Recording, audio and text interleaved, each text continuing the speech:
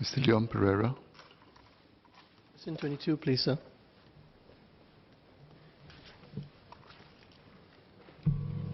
Mr. Speaker, NSFs who require financial support can apply for Term Financial Assistance, or TFA, which is monthly assistance that can be provided for as long as the NSFs are serving their full-time NS.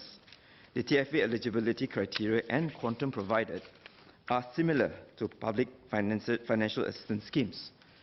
Family size, income, and expenditure needs are considered, and additional support is provided for families with school-going children and/or members with recurrent medical conditions. In processing applications, commanders conduct interviews and home visits to better understand the NSF's family situation. About 80% of the applications are approved, and on average, about 120 NSFs receive the TFA. Sums range from under $100 to a few $1,000s each month, and for an average of 8 months.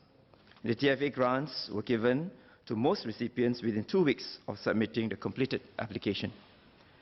In addition to the TFA, their commanding officer or CO or department head can extend quick financial aid in the form of a one-off contingency grant of up to $500 or the welfare grant for higher amounts. These schemes benefit more than 50 NSFs each year.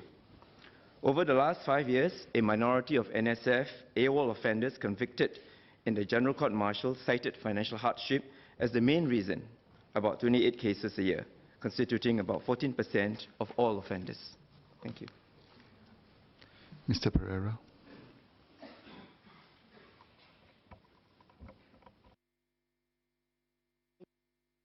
As a reply, just a few supplementary questions. The instances of NSFs who are charged for AWOL and who cite financial difficulties, are there also cases of those individuals who go on to reoffend, to commit AWOL subsequently, and what proportion go on to reoffend and also citing financial hardships? And then secondly, in cases of reoffenders who repeatedly offend for AWOL because of financial hardship, what action is taken to more decisively address the issue or to look into the concern? And my third SQ is really on whether there are NSFs who are charged for taking up paid work in the hours when they are not on duty, or when they're off duty, as it were. Are there charges in such cases, and how many of such cases would there be? Thank you.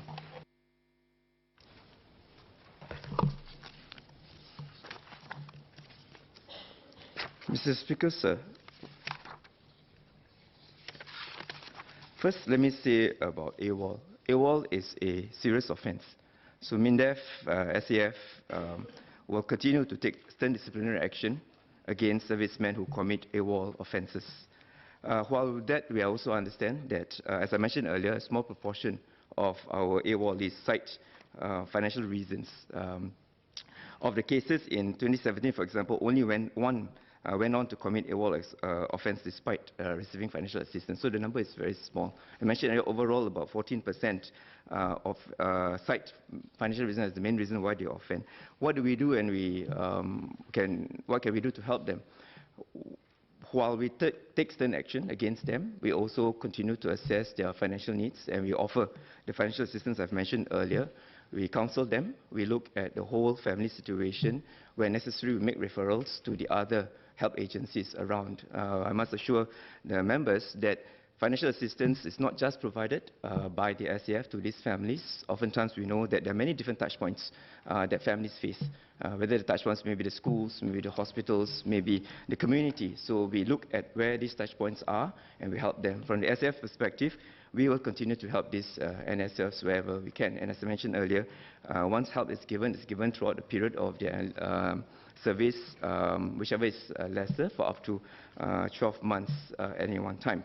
On NSF taking paid work, they know they are not supposed to take paid work. We are not aware of the details of NSF taking paid work, but upon enlistment, we inform NSFs at any point in time where they need financial assistance, they can come to their commanding officers, their OCs, their commanders to seek help wherever necessary.